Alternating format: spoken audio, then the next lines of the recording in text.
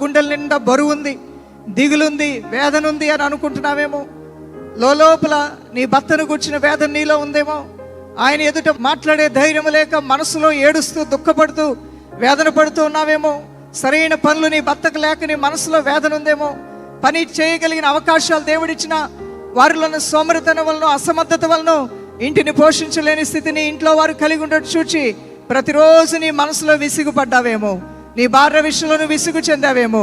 వారి బలహీనతలు చూసి విసుగుపడ్డావేమో, నిరుత్సాహపడ్డావేమో, బాధకు లోనయ్యావేమో, ఆవేదనకు లోనయ్యావేమో. ఇక ఈ సమయంలో అవన్నీ ఓ పక్కన పెట్టి వారి నిమిత్తమే మీ నోటితే మీరే దీవెన పలకండి. దేవుడు దాన్ని ఆశీర్వాదంగా మార్చబోతున్నాడు. ఈ సమయంలో ఏ కుమార్తెకైతే ఎన్ని పెళ్లి సంబంధాలు వచ్చినా కుదరలేదో ఆ కుమార్తెకు శుభము పలుకు తల్లి తండ్రి. మంచి వ్యక్తితో నా బిడ్డ వివాహం ఘనంగా జరగబోతుంది.